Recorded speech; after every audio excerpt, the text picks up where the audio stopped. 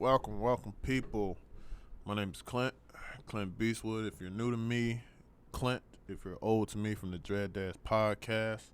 Due to the coronavirus, everything like that, me and Malcolm are not together. We aren't separated. Don't get scared. Calm down. Everything like that. The DADS podcast is still a thing. We're still official and we're still on. It's just a lot of lockdown stuff going on right now, so it's hard for us to record. This is the one and only time I'm really gonna say something about that. But yeah, that's what's going on right now. So a lot of pause and a lot of halting. Me and Malcolm are still probably live streaming the Division 2, and probably whatever other games that we got in our, in the tuck. So that's probably what we're doing right now. There's a lot of live streaming on YouTube and everything like that. Malcolm's on Twitch. Make sure to go follow him. XKnight98, XKnight89. Make sure to go follow him on Twitch and everything like that. But yeah, that's what we're doing right now. Just because this coronavirus has got us separated, so it's kind of hard to record.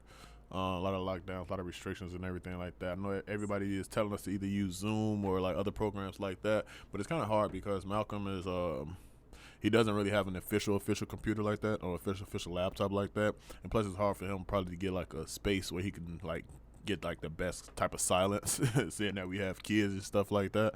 So it's kind of hard for that to go on. I know a lot of people have been suggesting that, but it's just something hard to do. Like when you got kids, like I know you'll probably think, because we got this nice big green screen in the back and everything like that, like we in the studio or something like that. Nah, we in the basement. so it's kind of hard just to like get a little piece of silence or whatever the case is for him to record and everything like that. And plus, he doesn't have like an official laptop. He's building his own computer, his own master computer right now to take over the world right now. So it's just what it is. So you just get me for right now.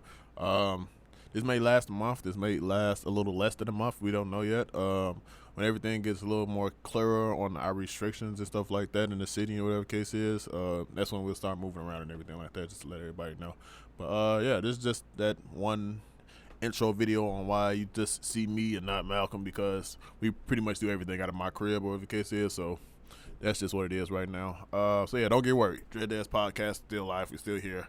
We're not breaking up. The boys are still back in town and everything like that. Like, we're not breaking up or anything like that. So but yeah, just wanted to give you guys that little heads up, notice everything like that. So I don't know if I did the intro or not, but enjoy this video, whatever this may be. And we back. Yeah.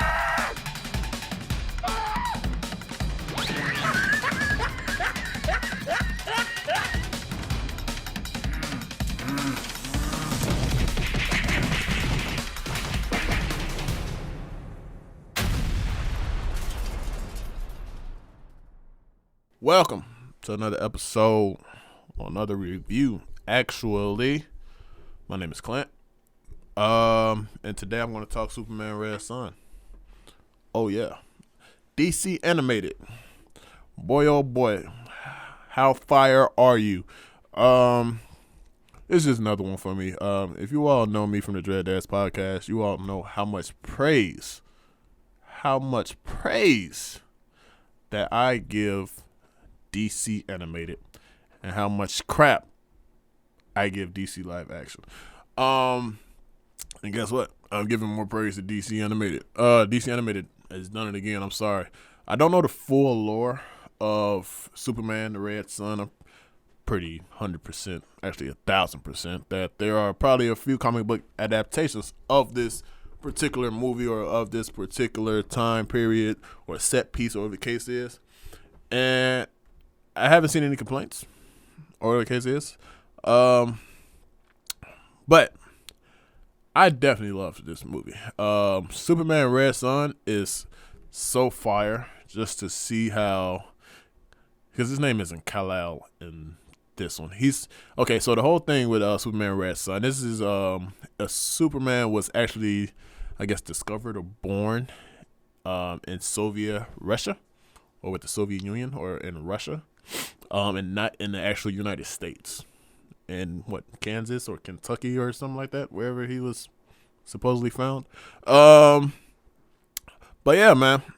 So we go through this whole lore of Superman being from Russia, which is kind of a wild story, but at the same time, it was different, but not so much. I want to say I can't remember the actual years or the case is. Um, but a lot went on, bro. So Superman he's still Superman. He still wants to do like right by everything and everyone, or the case is. Um, he still has a semi anger issue. Like this is Superman that I know, or the case is. Um, so the whole movie, Superman just goes. Pretty much he's a strong arm of the Soviet, and of course, other countries like the U.S. Of course, they don't really agree with everything going on there. But like honestly, like what can they do? It's Superman. Like you really can't do anything. Um, but yeah, during this movie, we get just to jump far ahead. I'm not gonna really spoil anything. I'm just gonna talk about how dope it is. Um, we get an introduction of Batman. Um, when you see and notice like who actually Batman is as a child in this movie, like when he's on screen or whatever the case is, and you see him or his demeanor or whatever the case is, boy oh boy did I get excited. I was like, first thing that came out of my mouth was, "Oh shit," because the setup to, I guess, Superman or Batman being introduced, or the case is Superman has saved the U.S. from like a satellite or something like that, and he finds out more and more about his country and like the dirty things that they're doing and like the undermining things that they're doing, and he goes to investigate. And during this investigation, um, he finds I guess mine workers, or the case is, or like slaves. Let's just call them slaves. Let's call it what it is. They're slaves, but they're working in mines. And during this, he finds a family. I would assume that they are dead. They looked kind of dead, but the kid was just hanging around, and the kid being Batman. Um, Also, by the way, let's talk about how this we can have this debate in my comments. Are Bruce Wayne's parents better off dying in an alley or in a coal mine? We can have that conversation in the comments a little bit later. But yeah, his he finds Batman, in case is, and of course he doesn't know this Batman. This is like even before year one Batman. But he frees the whole coal mine after like discovering and everything, and like just undoing his country's plan and just knowing how like dirty and undermined they are. So at this point, Superman goes on this huge tirade of like control, because at the end of the day, all he wanted was peace, and he was literally willing to do it peacefully or forcefully. Like he's like dude off the Boondocks. So like I forgot the dude's name, but like we could do this the hard way or not. You know what I'm saying? So that's pretty much what Superman was on. Doing all this. Who the freak? Brainiac. Okay, yeah.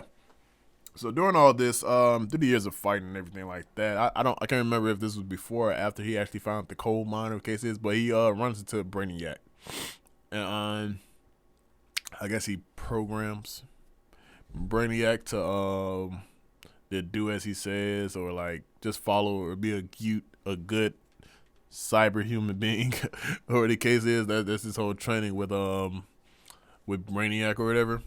But yeah, so Superman, he just decides to take over every single country, from Russia to to China to freaking just everywhere. But then when it came down to the U.S., let's talk about the U.S. Let's talk about how even when I don't want to call Lex Luthor an asshole in this movie as much as I know Lex Luthor to be. But he is still an ass in this movie. Sorry, but he is. So when it comes around to the U.S., Lex Luthor, of course, he's still even though this is a timepiece, maybe I'm not really sure exactly how it was written in the graphic novel. What the case is, but Lex Luthor is still Lex Luthor. He's still smart. He's still a genius. He's still a scientist. What the case is, like he has money. Like he's lit. All right. Also, his woman is actually Lois Lane also in this adaptation. So Lois Lane and Superman never met. So Lex Luthor and Lois Lane are actually together. But with the whole U.S., they know all about Superman. He's no secret or anything like that. The world knows about him. Everybody knows what he's doing good is trying to take over whatever the case is, or he's the bad he's doing to actually get full control and peaceful out of everyone like that. So Lex Luthor gets a hint of that. I think from the satellite that was coming down on the U.S. or whatever the case is at that one point in time, Lex Luthor was able to get a piece of DNA from the Russian Superman, or the Red Sun, or the case is. And at this point, it got kind of funny to me because you could tell like a lot of stuff was going on, and I thought it was funny. So like, the U.S. like genetically engineered their own Superman, and he had like instead of like the Superman S sign or the case is, it was like U.S. or the case is like Russia has their Superman, the U.S. has their own Superman, and like it was like during experimentation or the case is, Lex Luthor put the U.S. Superman to go, I guess, destroy or kill the regular Russian Superman, the case is, and I can't remember the I think it's anti-Superman, right? If I'm not the biggest DC fan, so don't get mad at me. But it's anti-Superman, right? That pretty much it's kind of no, it's not. It is anti-Superman. Bizarro, that's who it is. I know he had an actual name. I just couldn't think of it. So the U.S. Superman kind of turns into Bizarro at one point in time. Like eventually, he does die because he is an experiment, and like the way he's being controlled, the case is through Lex Luthor. It's a lot of knobs, there's a lot of chemicals and shit like that being pumped through him, or whatever the case is. But at one point, he actually started looking like Bizarro, which is kind of just a nod to like DC or whatever the case is, or like to the comic books, whatever. And you can tell like if you actually see the movie and actually see like the disconfiguration that he becomes, like one arm gets bigger than the other. He gets like really big, like really strong, and like and he's not that smart. The only thing that he knows is probably to go kill Superman. That's the only thing that's going through his head, or the case is at that point. So that happens. Superman gets pretty much a whiff, or the actual Red Sun Superman, the one from Russia. He gets a whiff of what he knows that the U.S. has a Superman, but he didn't expect the U.S. to come attack Russia or him with the actual U.S. Superman. So after all this happens, because the U.S. Superman, he ends up dying or melting, over the case because he's just experiment number one. Lex Luthor has like Superman's in a tuck, and he's not telling anybody what the case is. But so that happens. Then after that, we pretty much get more aggressive Superman. Hey, he's trying to definitely take over. And there's the way that they introduced a lot of I don't want to say side characters because these aren't like side characters, but the way they introduce like the characters of Batman and Green Lantern. I forgot. Also, Wonder Woman is also in this movie. I want to say it's probably one more person that I can't actually remember offhand.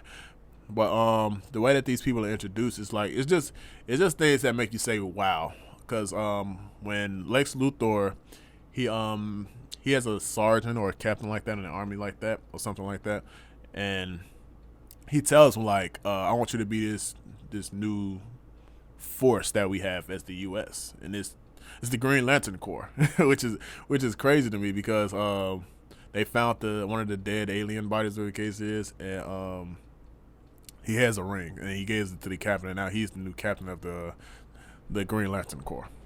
Also with Wonder Woman, she kind of, just to backtrack a little bit, she kind of I don't want to say that she represents her land of Mascara, I think, if I'm right. I think it's Mascara. But she is, I don't want to say she's intertwined with Superman or Red Sun, or the case is, like that much, but she kind of supports him or backs him a little bit, even though her mother doesn't, and that's kind of how that goes. But also at the same time, with a few funny things. This movie is kind of funny in some parts because I think when Superman and Wonder Woman like kind of meet or kind of grooving or trying to get like to know each other a little bit better. Whatever the case is, Superman, I think he tried to make a move on her. Like I think he tried to kiss her. Whatever the case is, and Wonder Woman's response was kind of bag up. Whatever the case is, he was like, "Whoa, what did I do something wrong?" She's like, "No, I grew up in the land full of women. You figure that shit out." Like she's just like full on like I'm letting you know I'm gay. I like women. All right, so this ain't that. And like both of them like feel like some type of relief for the kids is. I thought that shit was funny as hell. But during all of this, I want to say like years later, I'm not really showing the time frame. My bad about that. But years later, like okay, so we got the introduction of Batman. So Batman is now the super anti Superman, only because of the past and Superman finding out about the coal mines so late.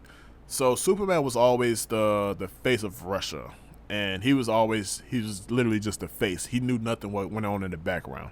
So he was just out here saving people and saving everybody. But some people that weren't saved took regret or revenge out on Superman for that. And Bruce Wayne, I'm pretty sure that's not his name in this era anyway, but Batman, he took kind of it was kind of funny because it took kind of the Joker squad the Joker squad approach a little bit because he was like super anti Superman to the point that he was like literally like killing people. Like he blew up a museum like in 10 seconds just because it was kind of a nod towards Superman, whatever the case is, and also just because it was too peaceful, I guess, and he wanted to stir some shit up.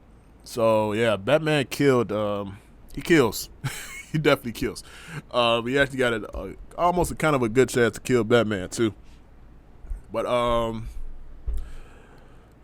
where was I at? So yeah, he has this like little Joker squad or Batman squad type thing going on. It's like a lot of anti-Superman people, in case is to the point that Batman is able to like he's able to subdue Wonder Woman. Batman is still Batman, even in Russia. Like he knows like everybody's weakness. He can still take control of every situation that he wants to. Like it doesn't matter to the Batman. Batman is Batman. Like you don't stop him. Like the lore of Batman is still the lore of Batman. Like so he gets to a point where he subdues Wonder Woman. I think he even broke her rope of truth or whatever the case is, whatever the hell that thing is called. I think he even broke that at one point. And also he subdued Superman. Like because Superman's thing this time isn't kryptonite. It's red sun. I'm not sure. I'm not that deep into the Superman lore, like I keep saying over the case is, just repeating just so nobody get mad at me for not knowing everything. But instead of kryptonite hurting Superman like in the regular I guess DC world of the case is it's a red sun, and I forgot the specifics on the red sun or the lights or the case is, but Batman has the ability to grab whatever energy that he needed to subdue Superman to the point that he was just weakened. Like he was literally like he asked that nigga like, "Do you bleed again?" Just animated this time.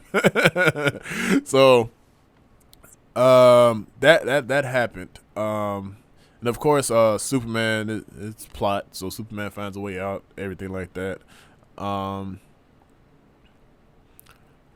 then Batman, he didn't allow Superman to kill him. I think he killed himself. I can't really remember exactly, but I think Batman ended up killing himself. But by the end of the movie, so because I'm not gonna keep going, I ain't go too far. But Brainiac becomes one of Superman's, I don't want to say best friends, but one of his best confidants, or the case is. He's always by his side. He's telling him what's right and wrong, everything like that.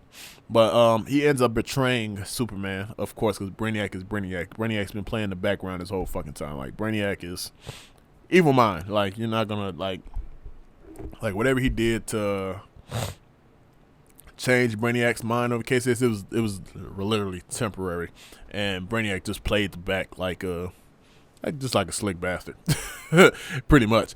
And so by the end of the movie, we still get more Lex Luthor, and that's the thing with Lex Luthor in this movie. He's an ass, but he's not an asshole like he is just bent on destroying and controlling. Because actually, he goes from, I think, scientist to president or something like that. And by the end of the movie, from Brainiac coercing Superman to just go destroy the U.S. because the U.S. do a whole thing. Like, Superman has so much control of the entire world. The U.S. is the only country that's not agreeing or bowing down to Superman's power or Superman's will, over the case is. So Brainiac coerces him to go to the U.S. and just take that shit, just take it over. By the end of the movie, we found out that Brainiac is just pretty much, he never was on Superman's side. Of course, he just wanted to destroy. Like, at one point, he was just going to end up destroying Superman and just taking over the Earth. Like, that was the plan in the first place, what the case is in the movie. But yeah, so Lex Luthor and Superman, they team up. Not the first time.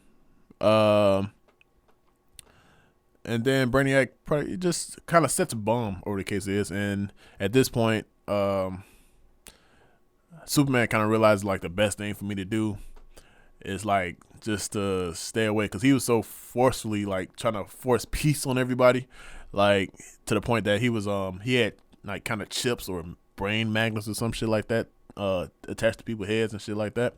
But at this point, he just realized the best thing for me to do is probably just save everybody, be a legend for saving everybody and not being known for all the reckless stuff that I did later on or whatever. And what kind of made it funny, because the time period, so this being a period piece, so now I'm just jumping to the end, I'm just giving my thoughts where the case is. So this being a period piece where the case is, I'm not sure on the exact time frame or time period that it was in, because I don't remember the exact years or the case is, but the years were given. So something funny at the end. So when he flies off to space, he goes sonic boom, way into freaking outer space, what the case is, trying to get Brainiac away from Earth the best as possible, because the bomb that Brainiac planted, it was going to destroy the entire Earth at the end of the day.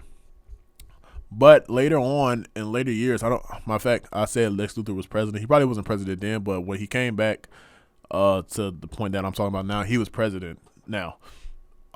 We get a glimpse of Superman in the crowd, and Lois Lane notices him, but of course he just puts his hat down. He has his he doesn't work at where the heck does he work?